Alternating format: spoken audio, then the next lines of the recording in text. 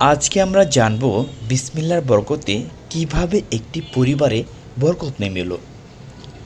গল্পটি আপনার হৃদয় ছুঁয়ে যাবে ইনশাল্লাহ। আশা করব গল্পটি শেষ পর্যন্ত শুনবেন। এক গ্রামে বাস করত গরিব কিন্তু ধার্মিক পরিবার। সেই পরিবারের গার্ডিয়ান ছিলেন একজন দিনমজুর।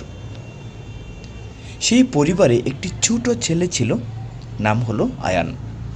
আয়ানের মা সবসময় আয়ানকে বলতো, বাবা, তুমি সবসময় কোনো কাজ শুরু করার আগে বিসমিল্লাহ বলবে, তাহলে আল্লাহর রহমত থাকবে। আয়ানের একটি জিনিস খুবই ভালো ছিল, সেটা হলো সে তার মায়ের কথা সবসময় শুনত। খেলার সময়, খাওয়ার সময় এবং পড়ার সময় বিসমিল্লাহ বলতো। একদিন আয়ানের বাবা অসুস্থ হয়ে গেলেন, কাজে যেতে পারলেন না। ঘরে কিছু চাল এবং কিছু ডাল আছে, যা দিয়ে রান্না করলে তাদের পেট ভরবে না।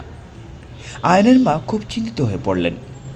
এমত অবস্থায় আয়ন তার মাকে বলল, মা, তুমি চিন্তা করো না, আল্লাহর উপর ভরসা করে তুমি রান্না শুরু করো, আর আমি বিসমিল্লাহ বলে তোমাকে সাহায্য করছি।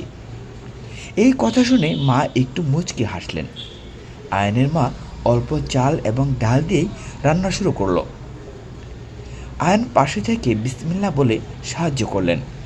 রান্না শেষে আয়নের মা দেখলেন অল্প চাল দিয়ে রান্না করেছেন, কিন্তু দেখা যাচ্ছে ভাতের পরিমাণ অনেক অনেক বেশি।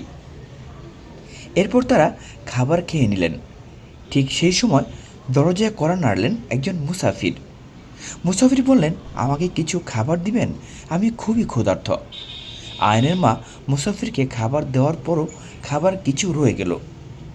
মা তো অবাক হয়ে গেলেন এবং সাথে সাথে আয়নকে জড়িয়ে ধরল এবং বলল, আজ আমি বুঝলাম বিসমিল্লার কত বরকত।